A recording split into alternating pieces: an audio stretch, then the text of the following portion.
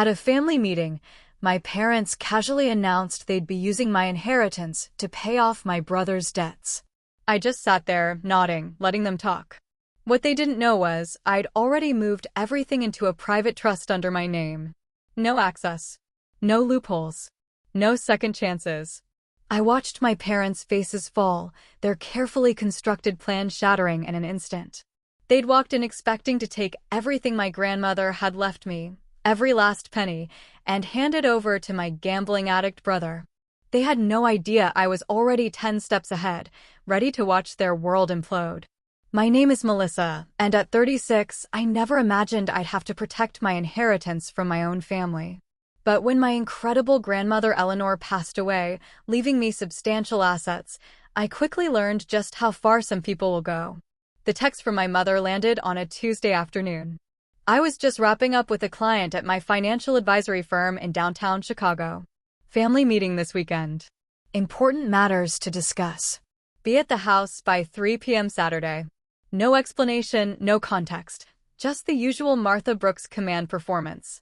That familiar, sickening knot twisted in my gut. It was the same knot that had formed 1,000 times before, a silent alarm bell ringing. Bradley needs something and Melissa has to fix it. My younger brother, Bradley, had always been the golden child.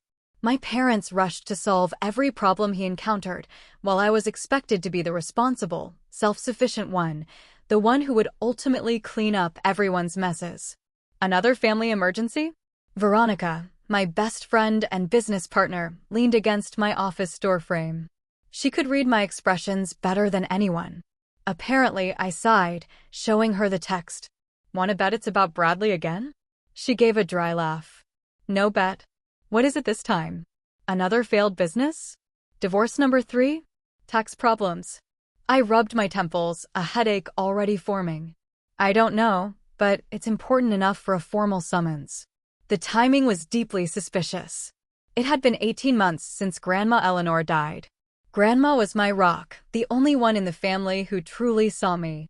While my parents doted on Bradley, she had taken me under her wing, teaching me about financial independence and self-respect. Her estate was significant, a beautiful historic property in Vermont, a diverse investment portfolio she'd built over decades, and a collection of family heirlooms dating back generations. The inheritance process had been slow, partly due to the estate's complexity and partly because of some unusual stipulations in her will. But the final distributions were scheduled for next month. And suddenly, my parents needed an important family meeting. "You know," Veronica said, her voice careful, "I've been hearing some things about Bradley through the grapevine. Cassandra at the investment firm mentioned seeing him at the Riverfront Casino several times last month. That caught my attention, chilling me to the bone." "Bradley's gambling again?" Veronica nodded. "Apparently, he's been there almost every night, and not at the small stakes tables." A full-body shiver ran through me.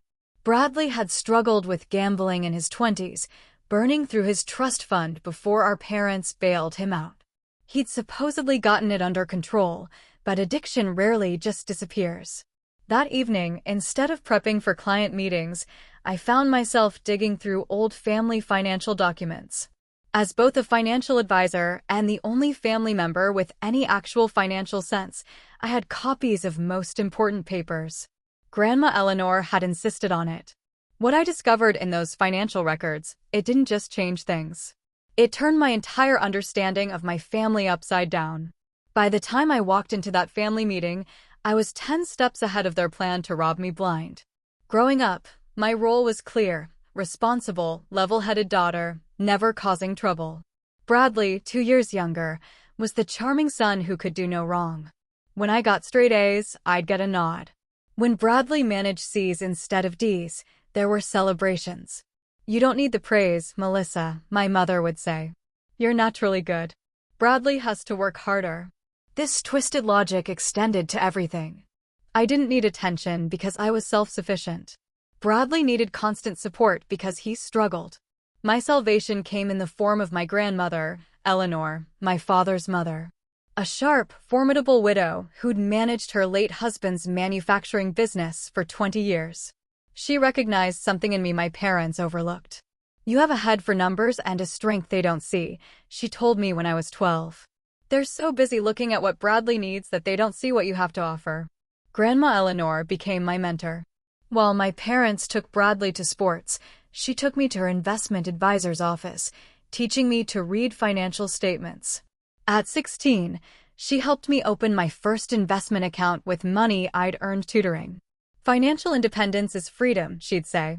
Learn to manage money, and you'll never be at anyone's mercy. I took her lessons to heart, majoring in finance, getting my MBA. Bradley, meanwhile, dropped out of 3 colleges before our parents finally stopped paying tuition. Instead, they funded a series of doomed business ventures, a sports bar, an app company, a luxury car rental service that somehow lost 6 figures. After each failure, another family meeting. My parents would explain how Bradley just needed one more chance, how families support each other. These meetings always ended with my parents restructuring assets or taking out loans to bail him out.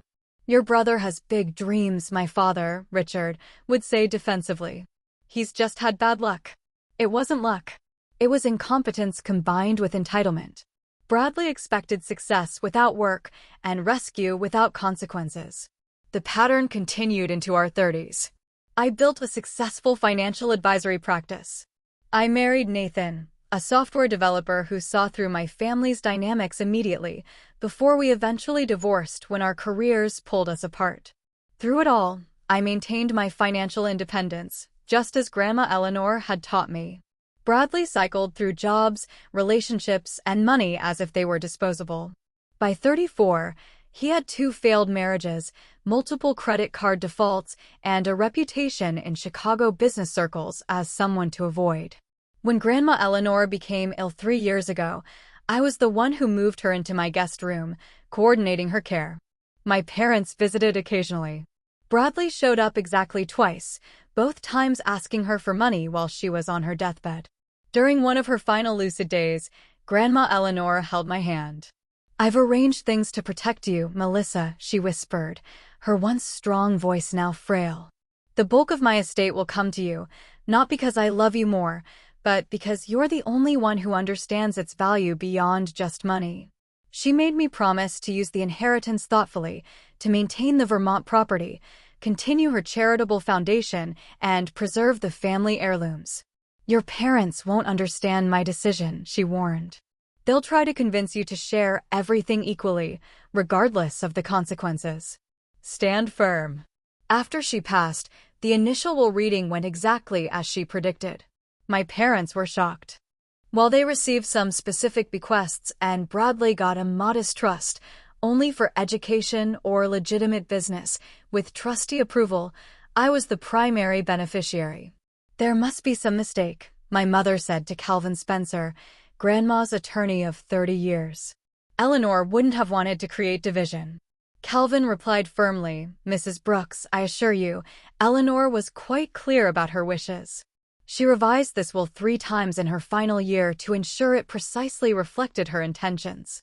For 18 months, there was constant pressure. Subtle comments at family dinners, emails with articles about siblings sharing inheritances, pointed questions about when the estate would be settled. I maintained my boundaries politely but firmly, honoring my promise. The Vermont property was being restored. The investment portfolio remained intact. The heirlooms were being cataloged. Just last week, Nathan called. How's the inheritance situation? He'd asked. Still getting pressure from the vultures? Nathan. I'd admonished, though I couldn't help laughing. They're still my family. Family doesn't try to separate you from what's rightfully yours, he'd replied. Your grandmother knew exactly what she was doing. She was protecting her legacy from their mismanagement. After hanging up, I reflected on how right both Nathan and Grandma had been. Just last month, I discovered my parents had somehow accessed information about the estate accounts they shouldn't have had. Small inconsistencies in statements, questions that revealed knowledge they shouldn't possess. Something wasn't right. And with the family meeting looming, I needed to know what was really going on. The day after my mother's text, I called Calvin Spencer's office. Calvin had been Grandma's attorney for decades and was the executor of her estate. If anyone knew what was happening, it would be him. His office was in one of Chicago's historic buildings, all polished wood and leather, reflecting decades of tradition. Calvin, now in his 70s with silver hair and sharp blue eyes, greeted me with a concerned expression. "Melissa, I was actually about to call you," he said. "There have been some unusual inquiries about your grandmother's estate." "From my parents?" I asked, though I already knew. He nodded. "Your father requested copies of all account statements and property deeds. He claimed you had asked him to review everything before final distribution." "Which I absolutely did not," I clarified. "I assumed as much, which is why I didn't provide the documents." Calvin opened a folder. "However, I've noticed some concerning account activity." He showed me records indicating someone had attempted to access the investment accounts using the secondary password established during Grandma's illness. There were also inquiries to the Vermont Property Management Company about appraisal values and potential selling procedures. "I don't understand," I said, a cold, sinking feeling in my stomach suggesting I did. "Why would anyone be looking into selling the property?" "Grandma specifically wanted it kept in the family." Calvin looked uncomfortable. "Your father mentioned something about family financial restructuring that would be more beneficial given current circumstances. He implied this was being discussed with all parties." "This is the first I'm hearing of it," I said, my voice tight. "What current circumstances is he referring to?" Calvin hesitated. "It's not my place to speculate, but he did mention significant family obligations that needed to be addressed before the inheritance distribution." "Bradley," I said flatly. "This is about Bradley." Calvin didn't confirm or deny, but his expression told me everything. I thanked him for his vigilance and asked him to continue preventing unauthorized access. Then, my next stop, the office of Dennis Watkins, the family accountant who had managed both my parents' and Bradley's finances for years. Dennis was less discreet. After I pressed him, he said nervously, "Look, I'm caught in the middle here. Your parents asked me not to discuss this with you until after your family meeting. Dennis, these are my grandmother's assets. I have a right to know." He sighed heavily. "Bradley's in trouble, Melissa. Serious trouble. Gambling debts, I guessed." Dennis looked surprised. "You knew?" I suspected. "How much?" "Over $300,000 to some very unpleasant creditors." He lowered his voice. "People who don't just send collection notices, if you understand what I mean." The amount staggered me. "And let me guess, my parents want to use my inheritance to bail him out." Again. Dennis's uncomfortable expression confirmed it. "They've asked me to prepare financial projections for using the most liquid assets from the estate to clear his debts immediately after distribution." "Which assets exactly?" He reluctantly showed me their plan. Liquidate the investment portfolio, take a mortgage against the Vermont property, and sell the most valuable pieces of the jewelry collection. Essentially, they planned to dismantle everything Grandma Eleanor had specifically wanted preserved. "Have they done this before?" I asked. "Used family assets to pay off Bradley's debts without telling me?" Dennis looked even more uncomfortable. "Your parents refinanced their home twice to cover Bradley's previous gambling losses. And 3 years ago, they sold some of your grandfather's coin collection that was supposed to be held in trust for both you and Bradley. That collection had been promised to us since childhood. I'd never received my portion and had assumed it was still in storage. The betrayal was like a physical blow. After leaving Dennis's office, I went straight to my parents' house, knowing they'd be out at their weekly bridge game. I still had a key from when I'd checked on the place. What I was about to do wasn't strictly ethical, but I needed the truth. In my father's home office, I found folders labeled Family Trust Restructuring containing draft documents for a new family trust that would consolidate all of Eleanor's assets under my parents' control as trustees. Another folder held emails between my father and a different attorney, not Calvin, discussing how to challenge Grandma's will. Most damning was an email exchange between my parents. "Melissa will resist at first, but once we explain Bradley's situation, she'll come around. She always does," my mother had written. My father's response: "If she doesn't, we can proceed with Plan B. The important thing is getting access to those assets before Bradley's creditors take more drastic action. Once everything's in the family trust, we can distribute as needed." It was there in black and white. They were planning emotional manipulation. And if that didn't work, legal maneuvers to seize control. I photographed the crucial documents with my phone, then carefully replaced everything. As I drove home, I mentally cataloged what was at stake. The Vermont property, in our family for 4 generations. The stock portfolio, nearly $2 million, meticulously built by Grandma. The jewelry collection, including pieces from the 1890s, passed down through the women in our family. All of it would be liquidated to pay off Bradley's gambling debts if my parents had their way. And once those assets were gone, they would be gone forever. The family legacy Grandma Eleanor had entrusted to me would disappear. By the time I reached my condo, hurt and betrayal had given way to cold determination. They thought I was the same passive daughter who would sacrifice everything for family harmony. They had no idea who they were dealing with now. The morning after discovering their plan, I contacted Diana Roberts, a trust attorney I knew through professional circles. Diana specialized in asset protection and had a reputation for creative but impeccable legal strategies. Her office was sleek and modern, a sharp contrast to Calvin Spencer's traditional space, reflecting her contemporary approach. "Let me make sure I understand," Diana said. "Your grandmother left you these assets. The estate is in final probate. Your parents are planning to pressure you into putting everything into a family trust they control, so they can use it to pay your brother's gambling debts." "That's exactly right," I confirmed. "And they have a plan B that seems to involve challenging the will if I don't cooperate." Diana's expression hardened.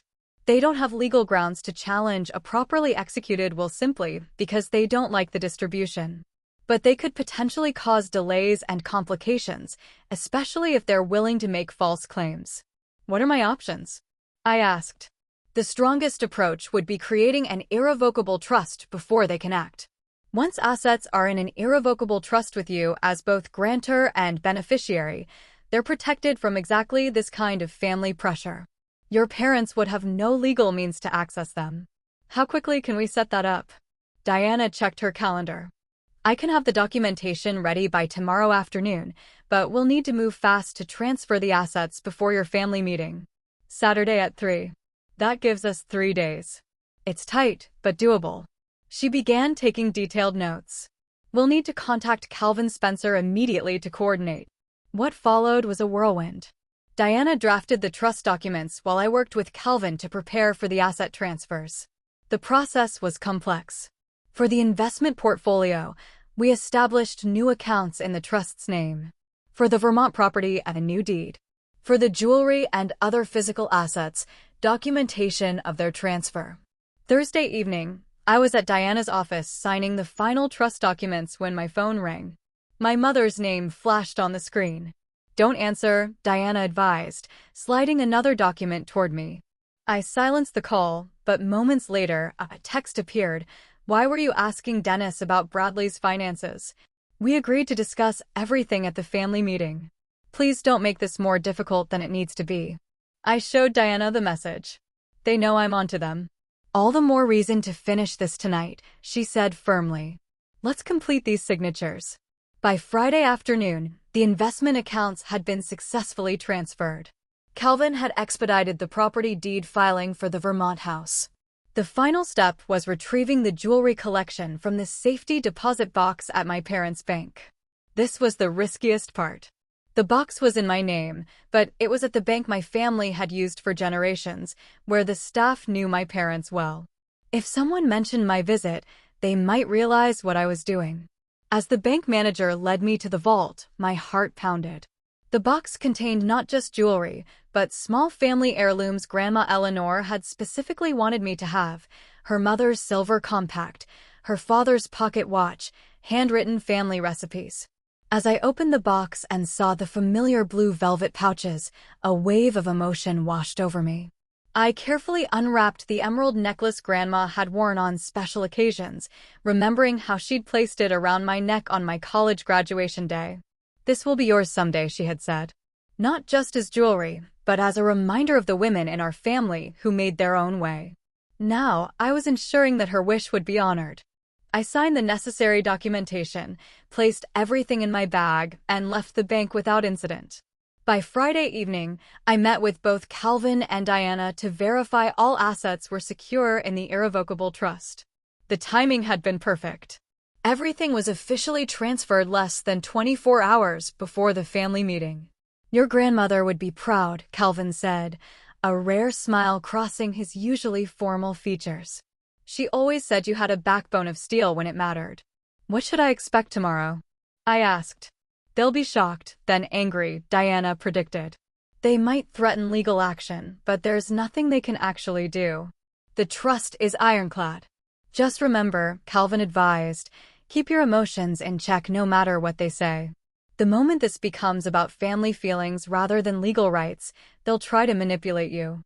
That night, I barely slept, rehearsing what I would say, how I would respond.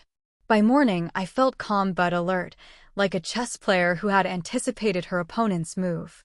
As I drove to my parents' suburban home, I thought about all the previous family meetings where I had acquiesced to maintain peace. All the times I had put Bradley's needs before my own because it was expected. How different this day would be. I parked in the driveway of the colonial-style house where I'd grown up, noting Bradley's new Audi was already there. Apparently, his gambling debts hadn't affected his car choices. Taking a deep breath, I gathered my documentation folder and walked to the door, ready for whatever came next. The heavy oak door swung open before I could even ring the bell. My mother stood there in her powder blue cardigan and pearls. The picture of suburban maternal perfection. "Melissa, finally. Everyone's waiting." Her voice carried that artificial cheerfulness she used when orchestrating one of her scenarios. She hugged me briefly, the scent of her Chanel No. 5 bringing back a flood of memories, not all of them pleasant. The living room was arranged like a stage set.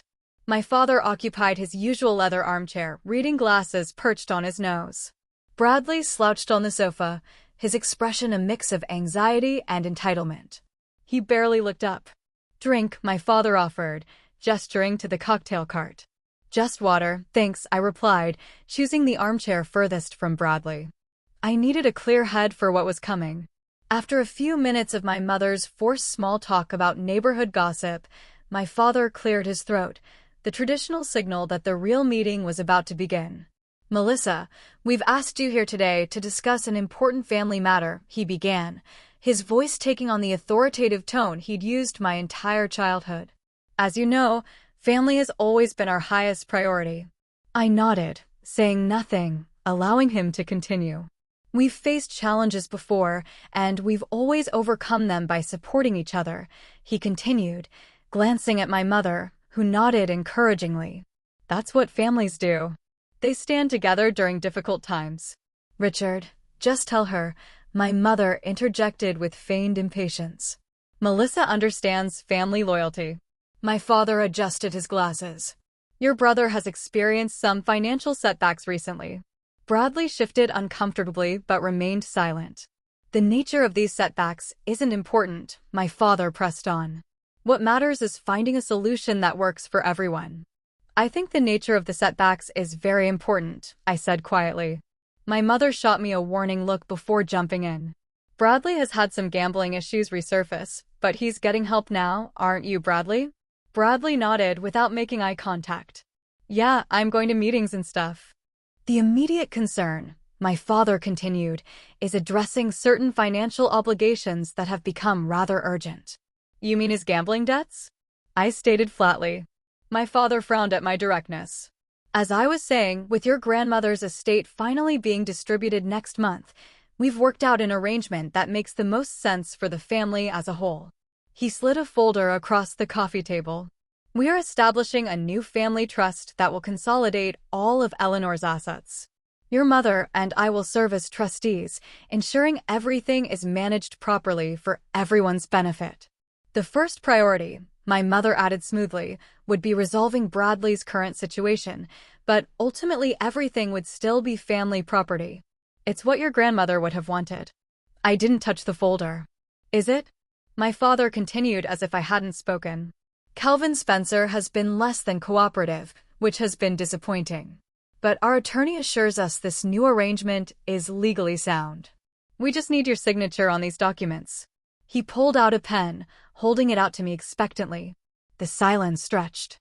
I made no move to take it. Bradley finally looked up, his expression darkening. Just sign the papers, Melissa.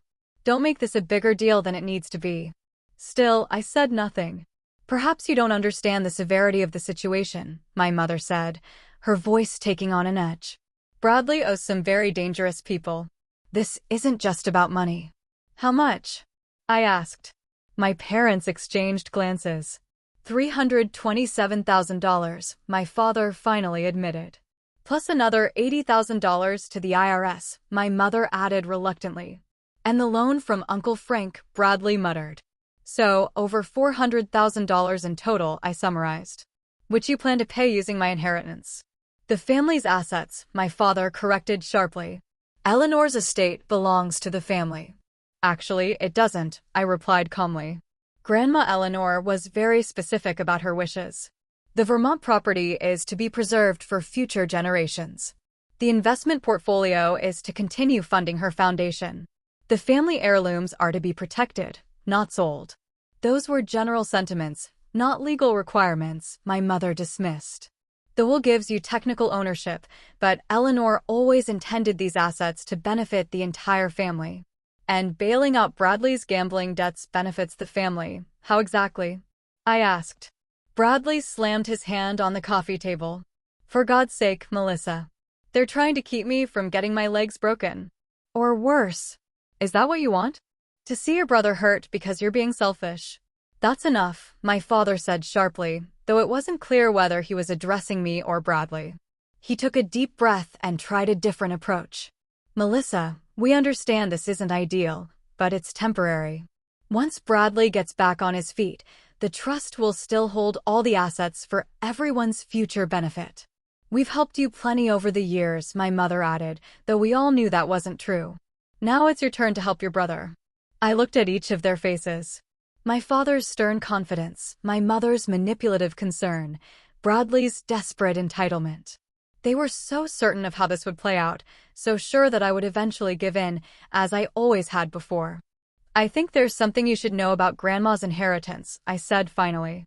As of yesterday, I continued, meeting each of their gazes steadily. All assets from Grandma Eleanor's estate have been transferred to an irrevocable trust with me as both grantor and beneficiary. The Vermont property, the investment portfolio, and all the family heirlooms are now legally protected. None of you can touch them. The silence that followed was absolute. My mother's mouth opened and closed without sound. My father's face flushed a dangerous shade of red. Bradley stared at me as if I'd suddenly started speaking a foreign language. That's not possible, my father finally choked out. The estate is still in probate. Final probate, I corrected. Calvin expedited the last distributions at my request, and Diana Roberts helped me establish the trust immediately afterward. Diana Roberts? My mother repeated, her voice rising. You went behind our backs to another attorney? Just like you went behind my back to another attorney to try to challenge Grandma's will, I countered. Yes, I know about Plan B. My father's expression confirmed everything. You had no right to do this. I had every right, I replied. They're my assets to protect, and that's exactly what Grandma Eleanor wanted me to do. Bradley suddenly sprang to his feet, his face contorted with rage. You selfish bitch. Do you have any idea what these people will do to me if I don't pay? Bradley? My mother gasped, though whether she was shocked by his language or the confirmation of the danger, I couldn't tell. You've always been like this, he continued, pacing now. Always thinking you're better than everyone, always judging me. The perfect daughter with her perfect career who never needed help from anyone. That's not true, I said.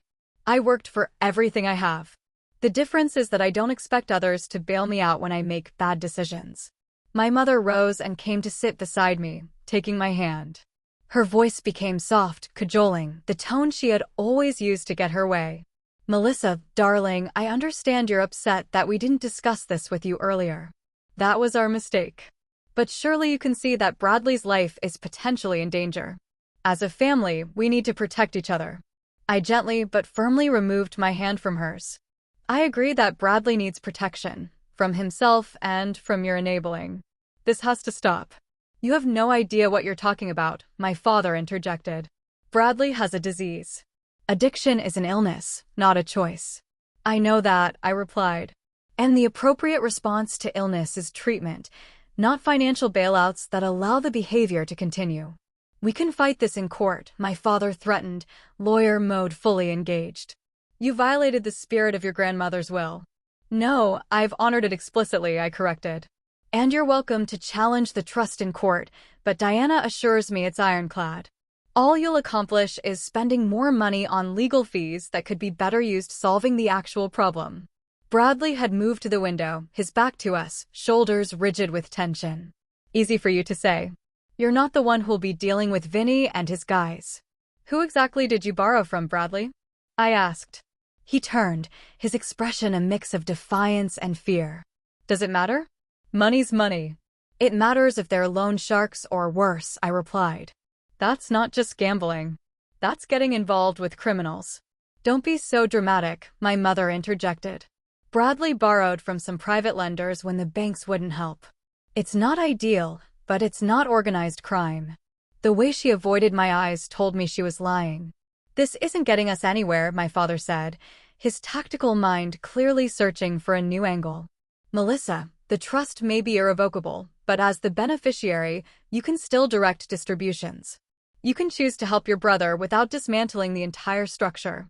That's true, I acknowledged. But I won't be doing that.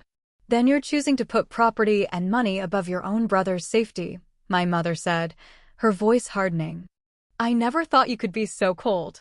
I'm choosing to end a destructive pattern, I corrected her. One that you and Dad have enabled for decades. Don't you dare blame us for this, my father said, his voice rising. We've done everything possible to help both our children succeed. No, I retorted. You've done everything possible to protect Bradley from consequences, which is very different from helping him succeed. I stood up, gathering my purse. I'm not going to participate in this cycle anymore. If you walk out that door, my mother said, her voice trembling with either genuine emotion or a theatrical effect, you're turning your back on this family. I'm not turning my back on anyone, I replied. I'm just refusing to set myself on fire to keep everyone else warm. We'll contest the trust, my father called as I reached the doorway. We'll claim undue influence, mental incapacity on Eleanor's part, anything we can. You'll be tied up in court for years. I turned back. And how exactly will that help Bradley with his immediate debt problem? Because those private lenders don't typically wait for family court disputes to be resolved. That silenced him momentarily. This isn't over, Bradley said, his voice low and threatening. You think you're so smart, but you have no idea what you're doing. I looked at each of them one last time. These people who were supposed to be my support system, but had instead tried to manipulate and use me throughout my life. I know exactly what I'm doing, I said quietly. For the first time, I'm honoring Grandma Eleanor's wishes and my own boundaries at the same time. As I walked to my car, I could hear Bradley shouting obscenities from the doorway. My mother called my name repeatedly, her voice shifting from anger to pleading. My father remained silent, which was somehow more unsettling than their emotional outbursts. Once inside my car, the composure I had maintained throughout the confrontation finally cracked. My hands shook as I gripped the steering wheel, and tears blurred my vision. I had anticipated their reactions logically, but the emotional reality of standing against my entire family hit me with unexpected force. I drove to a nearby park, parked in a secluded spot, and finally allowed myself to cry, for the family I wished I had, for the grandmother who had tried to protect me, and for the brother who might never find his way to recovery. As I sat there, trying to collect myself, my phone rang with an unknown number. Thinking it might be Diana, I answered. Melissa, it's Thomas. Thomas Brooks. Your uncle. My father's estranged brother, whom I hadn't seen in over 15 years. How did he even have my number? Uncle Thomas? I said, confused. Calvin Spencer contacted me, he interrupted. He thought I might have information that could help you understand what's really going on with your parents and Bradley. We need to talk in person. There's more to this situation than you know. I met Uncle Thomas the next morning at a quiet cafe downtown. I barely recognized him. The last time I'd seen him was at a family funeral when I was in college. Now in his late 60s, He had the same Brooks family features as my father, but with deeper laugh lines and gentler eyes. "You look like Eleanor," he said as I sat down. "She would be proud of what you did yesterday." "You know about that already?" He smiled. "Richard called me in a rage last night. Apparently, I'm still his go-to when he needs to vent about family betrayals. Ironic, given our history." I vaguely remembered childhood whispers about Uncle Thomas being cut off from the family after some business disagreement with my father. "Calvin said you have information about my parents and Bradley?" Thomas nodded gravely. "Your parents aren't just trying to bail out Bradley this time. They're trying to save themselves." Over the next hour, Thomas revealed a financial history I'd never suspected. My parents had been covering Bradley's gambling debts for over a decade, far longer and more extensively than I'd realized. What had started as a few thousand in college had escalated to hundreds of thousands. "The first major crisis was 8 years ago," Thomas explained. "Bradley owed almost $200,000 to some serious people. Your parents remortgaged their house and liquidated most of their retirement accounts to cover it." I had no idea. "They were too proud to let anyone know, especially you. Richard always resented how easily financial success came to you while Bradley struggled." The next bombshell was even more shocking. My parents were essentially broke. Between Bradley's debts, bad investments of their own, and their determination to maintain appearances, they had depleted nearly all their assets. "The family home has 2 mortgages against it now," Thomas said. "Richard's law practice has been losing money for years. Most of his clients moved to younger firms. They've been living on credit cards and home equity lines while waiting for Eleanor's estate to solve everything. But why didn't they just tell me the truth? I would have helped them, not with Bradley's gambling debts, but with their own financial situation." Thomas smiled sadly. "Control. Richard has always needed to be the provider, the patriarch. Admitting financial failure to his daughter who excels in finance? He couldn't do it." Thomas then handed me a folder containing bank statements, property records, and loan documents. Evidence he had gathered over the years as he watched the family spiral from a distance. "Why are you showing me this now?" I asked. "Because unlike Richard and Martha, I think Bradley can still be saved, but only if the enabling stops completely." His expression hardened. "And because Eleanor asked me to keep an eye on things if anything happened to her. She knew they might try to use her estate to bail everyone out one last time." Armed with this new understanding, I arranged another family meeting, this time on my terms, at my condo, with Calvin and Diana present. My parents arrived looking defensive. Bradley came separately, appearing exhausted and defeated. "Before we begin," I said once everyone was seated, "I want to make something clear. This meeting isn't about negotiating access to Grandma Eleanor's assets. The trust is established and will remain intact. We're here to discuss how to actually solve the problems we're facing, not just put a temporary financial bandage on them." My father started to object, but my mother placed a restraining hand on his arm. "I've spoken with Uncle Thomas," I continued. "I know about the remortgaged house, the depleted retirement accounts, and the extent of Bradley's debts over the years." My parents exchanged alarmed glances. "Thomas had no right to share private family matters," my father began. "Like you had no right to try to seize control of my inheritance?" I countered. "We're past privacy concerns now. This is about survival. Bradley's literal safety, your financial security, and the preservation of Grandma's legacy." I turned to my brother. "Bradley, I need you to be completely honest. What's the full extent of your current debts, and who exactly do you owe?"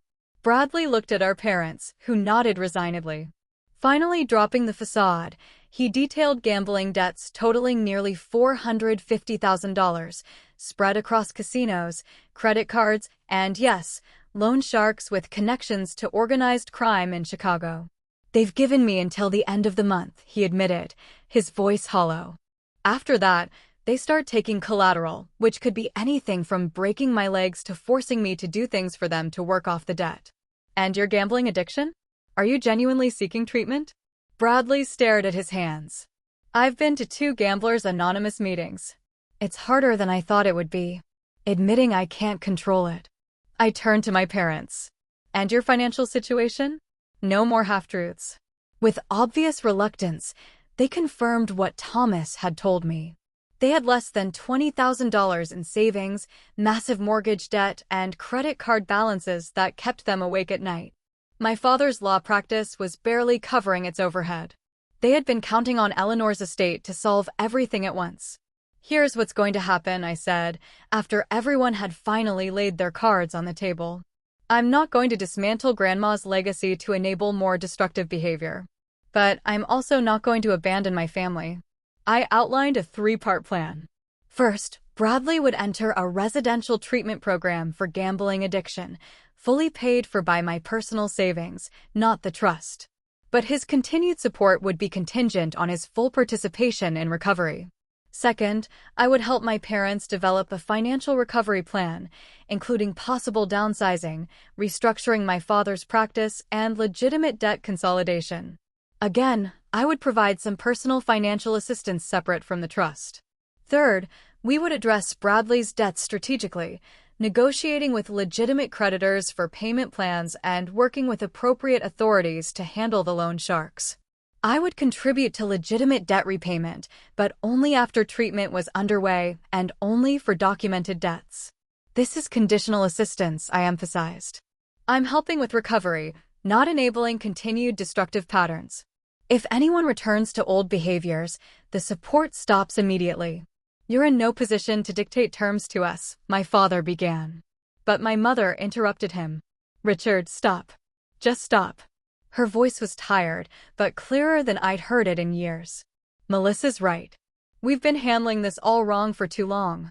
Bradley looked up, surprise registering on his face at our mother's words. "We've failed you, Bradley," she continued, tears forming. "Not by refusing to pay your debts, but by always paying them. By never requiring you to face consequences." It was the first genuine moment I could remember witnessing between them. Over the next 3 hours, we hammered out details with Calvin and Diana's help. My parents agreed to financial counseling and transparency. Bradley committed to the treatment program, starting the following week. We established clear boundaries and expectations for everyone. As they prepared to leave, Bradley hung back. "I don't deserve your help," he said quietly. "This isn't about deserving," I replied. "It's about family helping each other in ways that actually promote healing, not harm." He nodded, understanding passing between us, perhaps for the first time in our adult lives. The following week, I drove Bradley to the treatment center, a respected facility outside the city. As we pulled up to the entrance, he turned to me. "I'm terrified," he admitted. "That's good," I told him.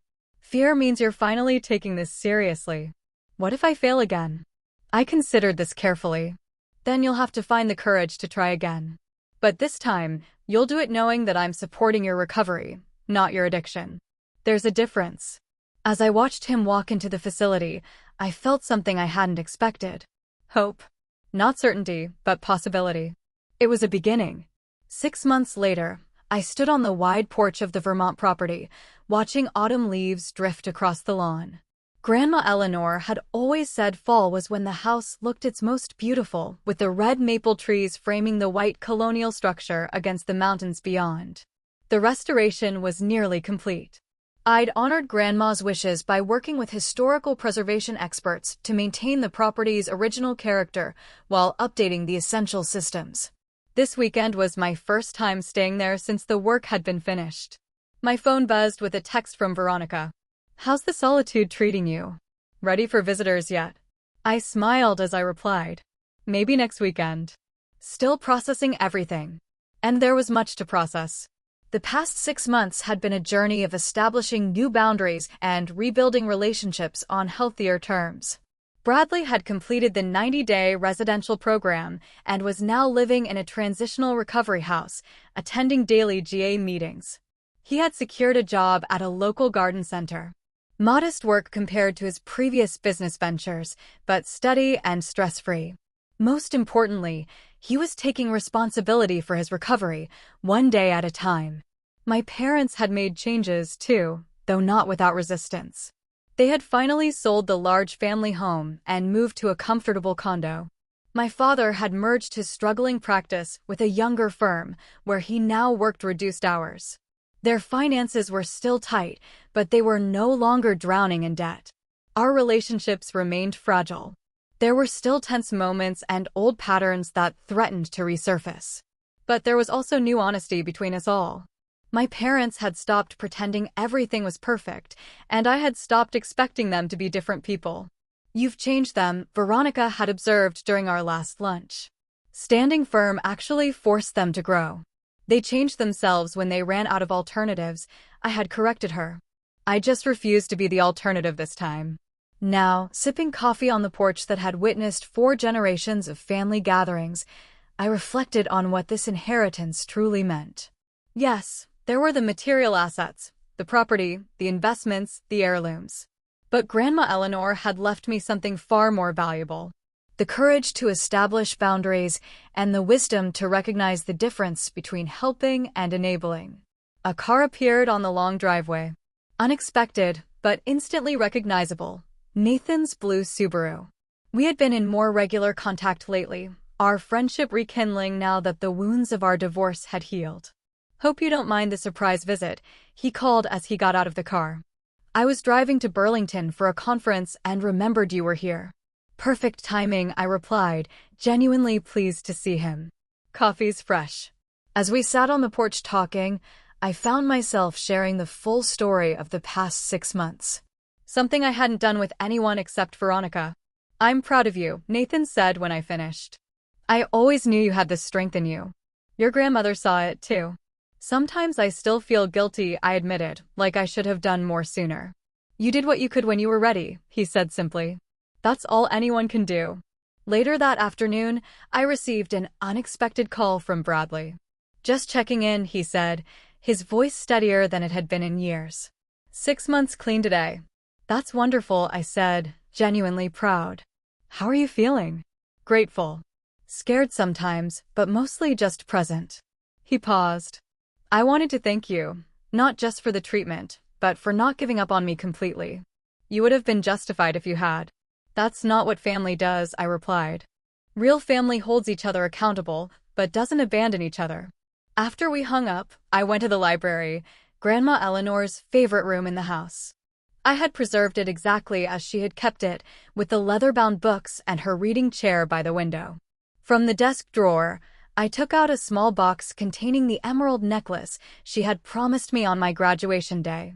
As I opened it, a folded piece of paper fell out. A letter I had never seen before, in Grandma's distinctive handwriting. "My dearest Melissa, if you're reading this, then you've taken possession of the Vermont house and found this letter where I knew you would eventually look.